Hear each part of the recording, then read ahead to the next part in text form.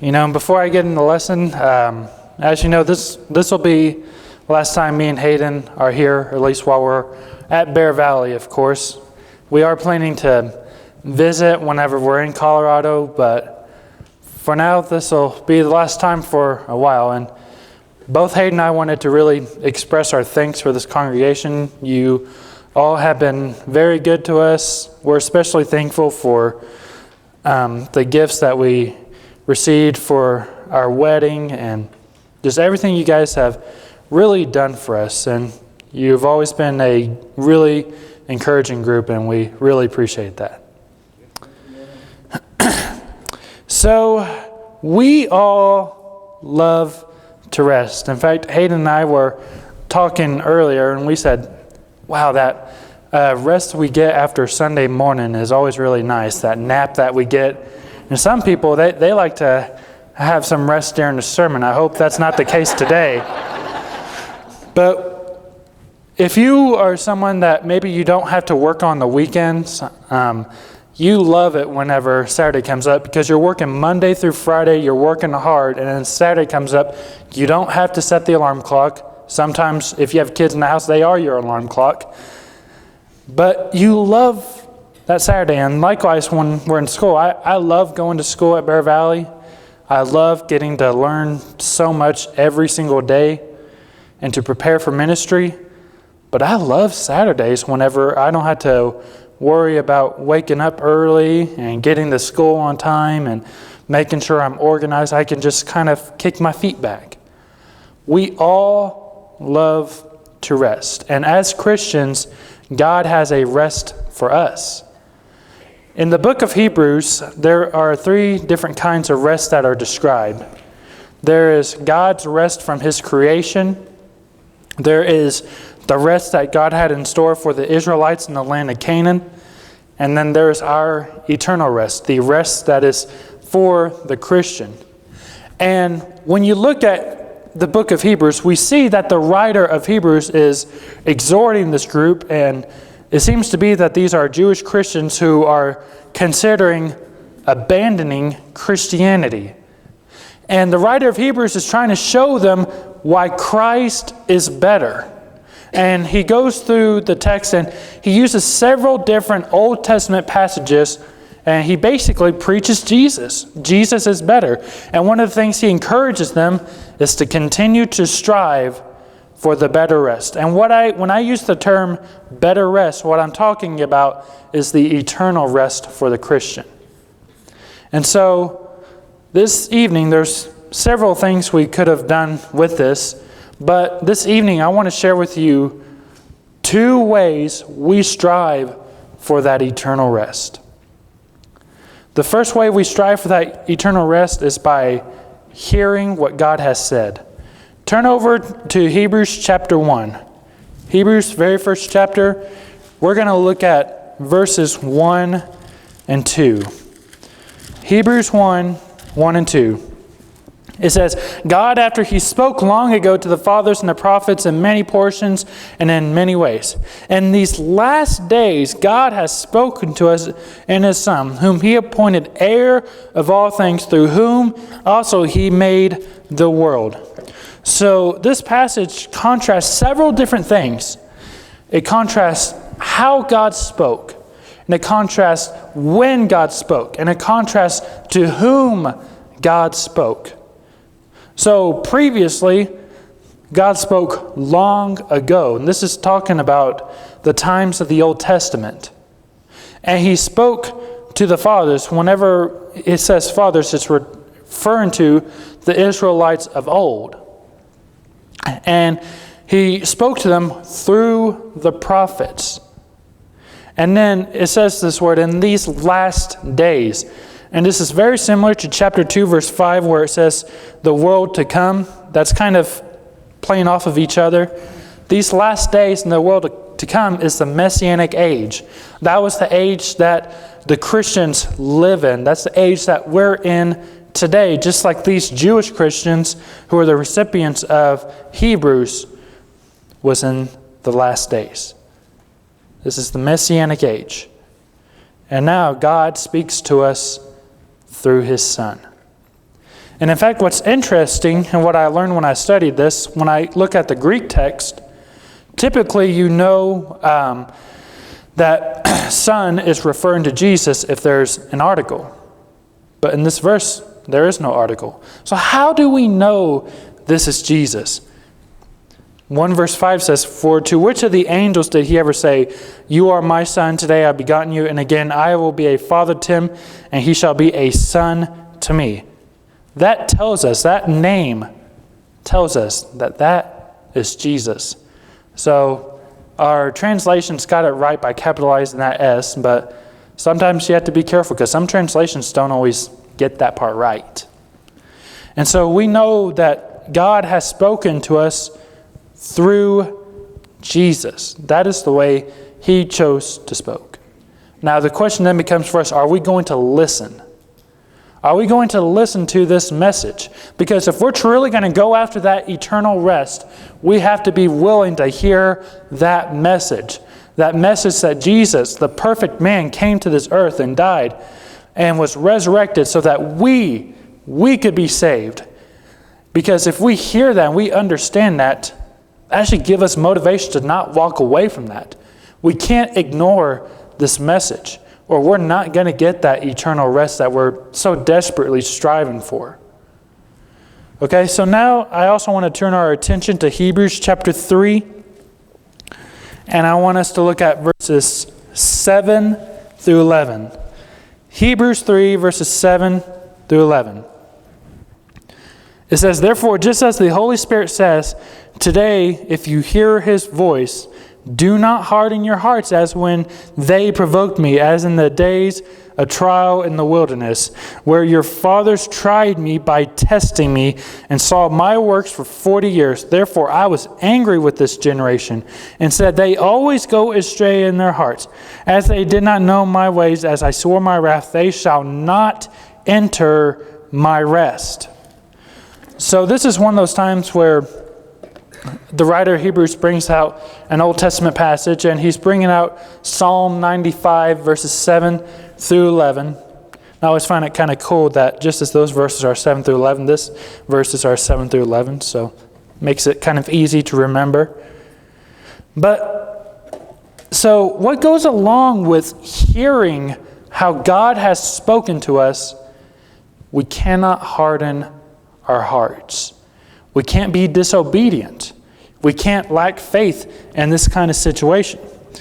And the particular situation that the writer of Hebrews is referring to in this quotation is when the Israelites hardened their hearts when God told them that they are to take over the land of Canaan. And we can read all about that in Numbers chapters 10 through 22. So it's quite a big section. I feel like if I went over there and read it, I'd put some of you to rest. But I do encourage you to go back and read that for yourself. But what we understand is that these Israelites, they didn't obey God. Now, God spoke to them through Moses. And Moses was a prophet. And Moses told them that they were to go to that land. They sent the spies out, and Joshua and Caleb said that they could conquer that land. And all the other spies said, you can't. And so they had their hearts hardened. They didn't listen to God. They didn't listen to that message.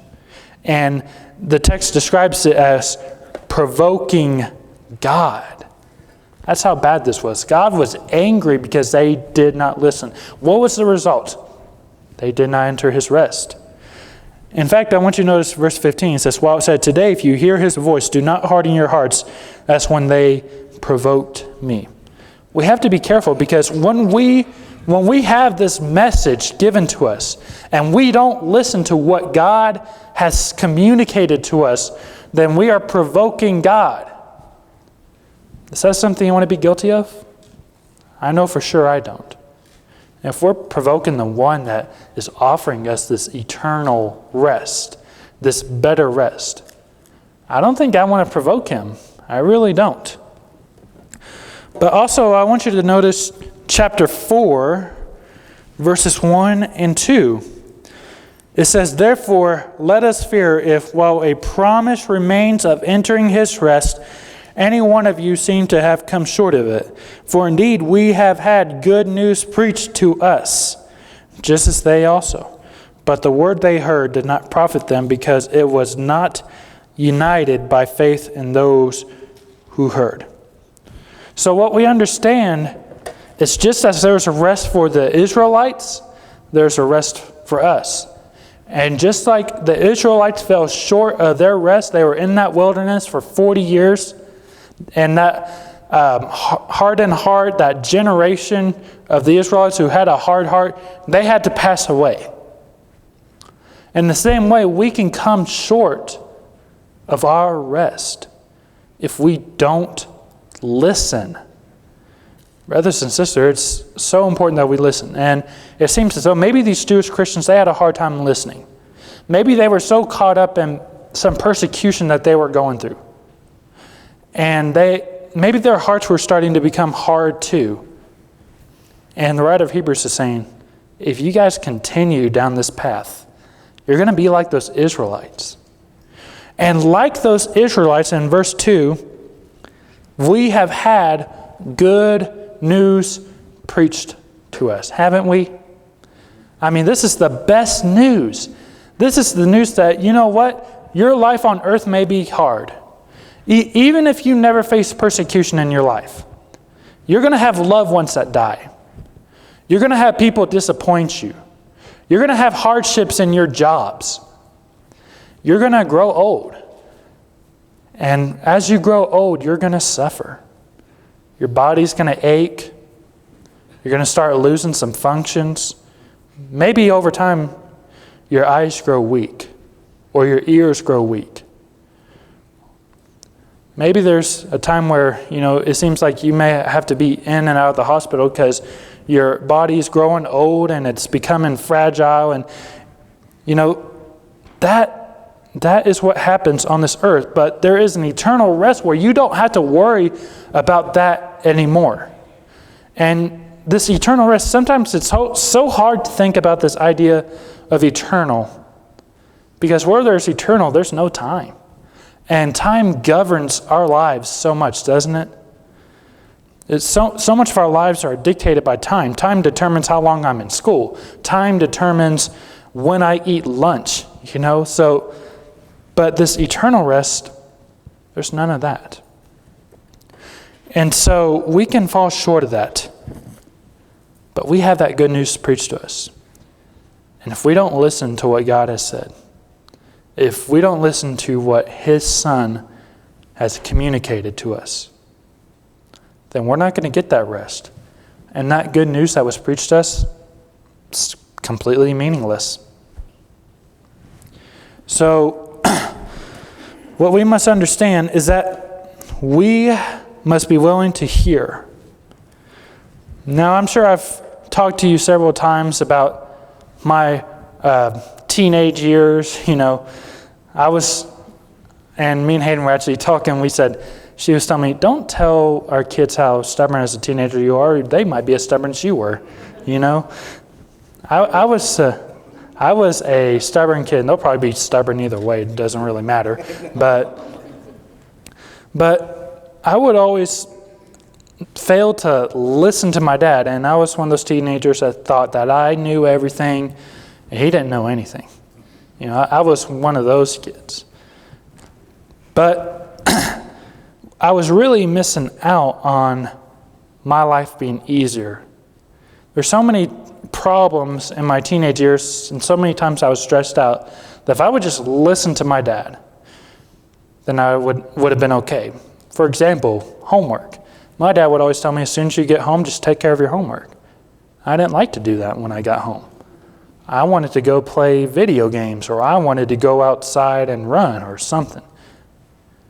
But that would have helped me out a lot in my high school GPA and so on and so forth, And or when he tells me to take care of my car, I'd probably still have my 2007 Saturn Ion if I would have listened to him to take that thing into the shop. And I said, no, Dad, it's fine. I only have to drive 15 minutes. Well, it wasn't fine. In the same way, we make our lives so much harder. And this is not from a silly, stubborn teenage perspective. This is an eternal perspective. We make it so much harder on ourselves if we are unwilling to listen, if we're unwilling to truly hear, and instead we harden our hearts. So brothers and sisters, if we're going to come after this eternal rest, we must make sure we hear and we truly don't harden our hearts. Okay? And so how is it that we strive after this eternal rest? We got to be willing to hear. The second reason that we strive for this better rest is we be faithful. We have got to be faithful. And faithfulness is a really, really cool concept in Hebrews. I'm excited to share it with you. I want us to begin in Hebrews chapter 3 again, and verse 1. It says, "Therefore, holy brethren, partakers of a heavenly calling, consider Jesus, the apostle and high priest of our confession."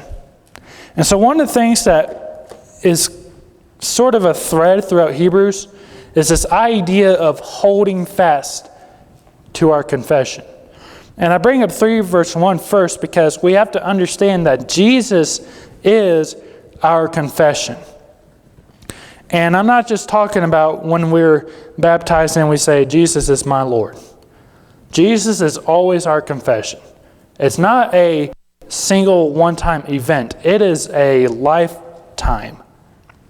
And so we must understand Jesus is our confession. And it's not enough to just say, Jesus is our Lord. If He's truly our confession, we got to live that out. And I also want us to notice chapter 3, verse 6. It says, "But Christ was faithful as a son over His house, whose house we are, if we hold fast our confidence in the boast of our hope firm until the end."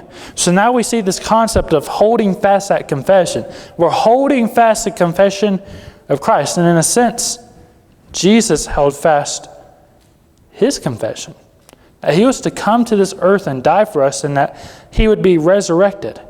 He did it even though He perhaps didn't want to. And it's not that He didn't want to save us, it's the fact that He didn't want to suffer. And if you understand the kind of suffering that would take place there, and the kind of cruelty that comes with being on a cross, you wouldn't want to either. But yet He was faithful. And in a sense, holding fast to our confession is a synonym for faithfulness in the book of Hebrews. And so we have to hold on. We cannot let go. And the reward is that we will be in His house. And when we are in His house, there's the eternal rest.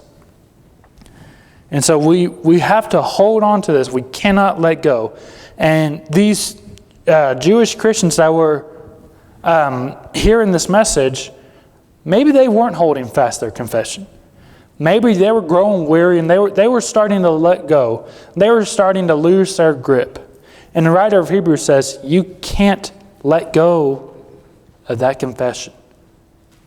Notice also chapter 3, verse 14.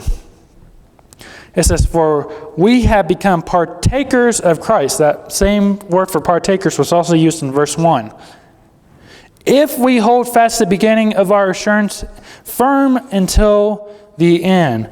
So the writer of Hebrews is pleading with them. You've got to hold fast that confession. Because that is how we become partakers of Christ. That is how we get into that eternal rest. And we cannot get into that eternal rest if we don't hold fast. Because then we're not partakers of Christ. And we've got to be firm until the end. And guess what? That implies that this isn't easy. I think every last one of us knows that living the Christian life is not an easy thing to do. It is incredibly difficult. It's one of the hardest things we do. And you know, my personal opinion, when we have Bible studies with people and we teach them how to be Christians and stuff, sometimes in a sense I think we should tell them about all the suffering that comes along with this. All the hardships that comes with being a Christian. Almost as if we're talking them out of not being a Christian. I know that sounds bad, but they need to know. They need to know that when they become a Christian, it's not all sunshine and rainbows. They need to understand that there is hardship and just the transition in their own life from their own. If they didn't grow up in the church, then likely they're going to have to completely turn around their lives. And that is incredibly hard to do. And so we need to understand that this life is not difficult, but this life is so worth it. And this life is something that's worth holding on to, because if you can just endure this kind of life, if you can hold fast to it, you'll have that eternal rest. And so one way we are faithful is by holding fast our confession.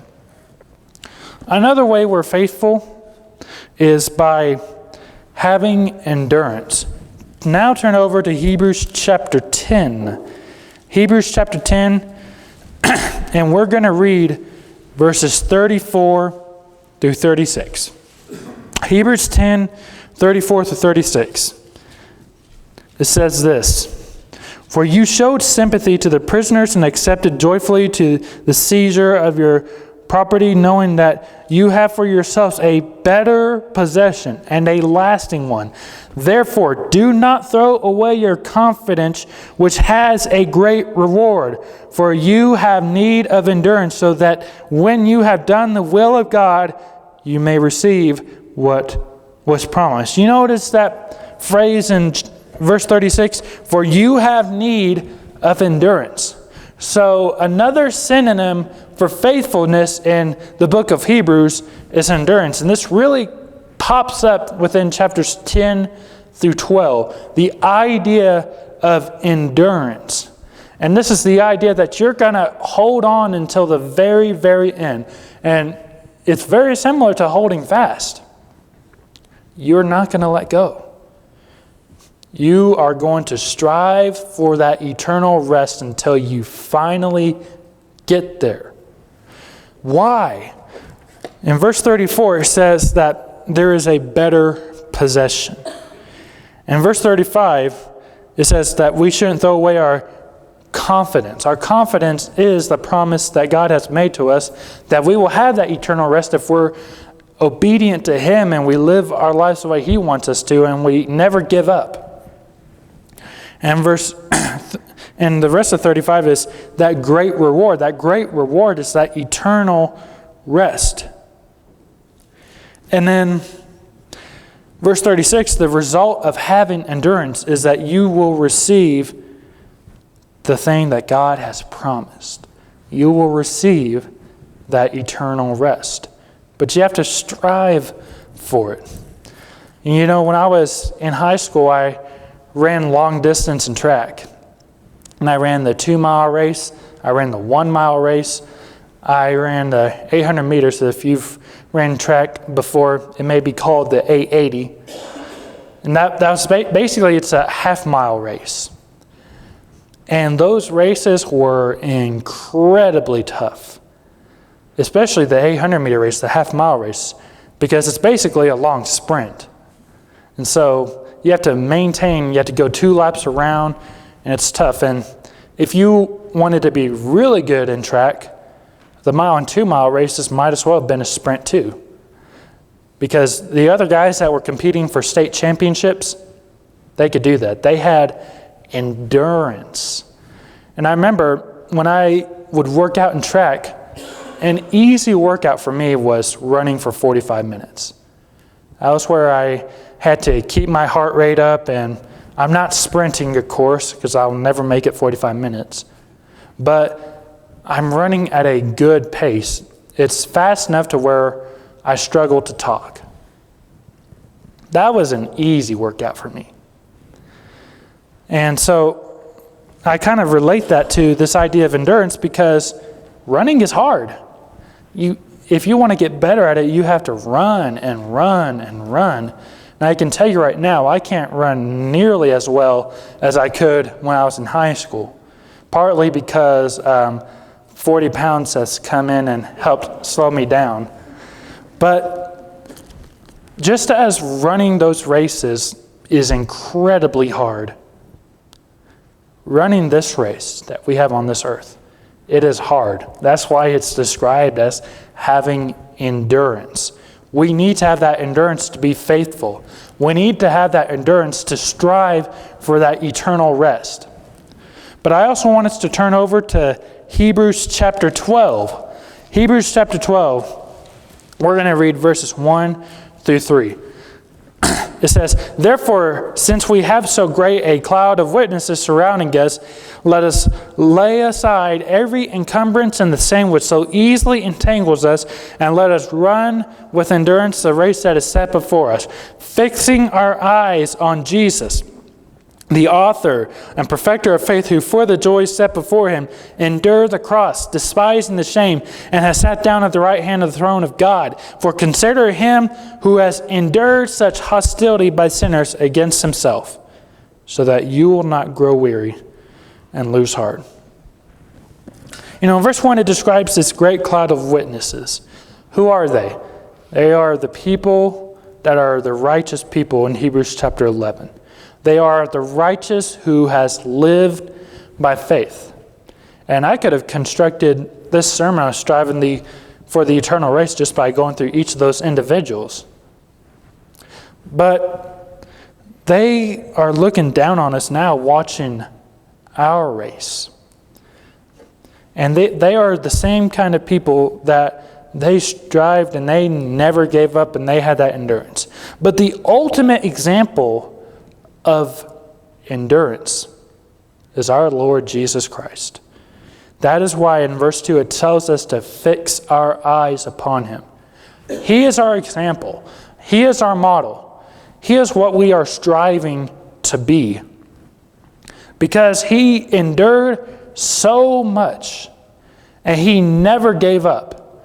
He never gave up until he died. In the same way with our endurance, when we are striving against sin, we're wanting that eternal rest, and we're wanting to live the Christian life, and we're wanting to be pleasing to God no matter what it is that comes up. We look to Jesus as that example of how do we do that. And we got to be focused on that end. He ran straight through that cross and got back up. In the same way, we got to get through this life, and it's going to be difficult. And sometimes I think we don't quite understand the difficulty because we don't have to endure the kind of persecution that Christians in other countries have to endure. I know a good Christian that went to Bear Valley, and this guy is incredibly smart. I think he knows probably 20 different foreign languages. And he's a missionary right now. And where he was working, there were people that came and burned his house down because he was bringing people to Christ. We don't have that in America. Or at least I haven't read about it. I haven't heard about it. We might have that one day. But right now, we don't have that. But in verse 4, it tells us that these people, the recipients of this account, they have not resisted to the point of shedding blood, and they're striving against sin. We haven't either. We're still alive. We're still here. You know what? Our families may turn against us because we're Christians. We may lose our jobs one day because we're Christians. But what we don't lose is the promises that God has made for the eternal rest. And sometimes we place so much stock in the life that we have on this earth right now that it's almost that we get blinded at the race that we're running in the first place. What is it that we're trying to endure in the first place? Because it just breaks our hearts when physically life gets hard. Because we are a Christian, that may cause us to say, you know what? I am done running this race. But if we're going to truly get that eternal rest, that better rest, we cannot give up. Now, I kind of illustrated this as a race earlier, but in one sense it's like a physical race we have on earth, like running a 5K or something, but in another sense it's not, Because in that race, there's really only one winner. But in this race, the one that we're enduring, the one that we're striving for the eternal rest, the one who is faithful to the very end is the one that wins that race. So are you going to win that race? Are you truly striving against sin? Are you truly doing whatever it is you have to do to win this race? That's a question that we all have to ask ourselves. Typically when we talk about faithfulness, a lot of church members at various places says that, faithfulness is where you come to the church building Sunday morning, Sunday night, Wednesday night. You come every time the doors are open. And while that could be a sign of faithfulness, we shouldn't truly determine faithfulness by that. Because you can have people that come here every time the doors are open and they're not faithful at all outside these walls. Faithfulness is truly devoting ourselves to Christ. That we're truly doing everything we can to live for Him. We are a faithful servant to Him. And we're not servants of this world. We don't live for this world. We live for Christ. So that means if we're going to truly be faithful, we've got to hold on to the very end. And if we're truly going to be faithful, we have to endure the hardships until the very end. And so, if we are going to truly gain that eternal rest, if we're striving for that better rest, we must be faithful. So we've been talking about how we should be striving for this better rest, and we understand we have to be faithful, and we can never give up. We also understand that we have to hear, and with hearing, we cannot harden our hearts. We got to be obedient to what God has said. We have to be willing to actually listen to what God has said. And again, I feel as though Hebrews 11 is such a pivotal chapter. And in this chapter, I think about Abraham and just the kind of mindset he had. Specifically in verses 17 through 19, it talks about when God was telling Abraham to offer Isaac. You know what Abraham was supposing? That God could raise Isaac up from the dead if he sacrifices him. Why was he supposing that? Because Abraham trusted in the promises God made. He heard what God said.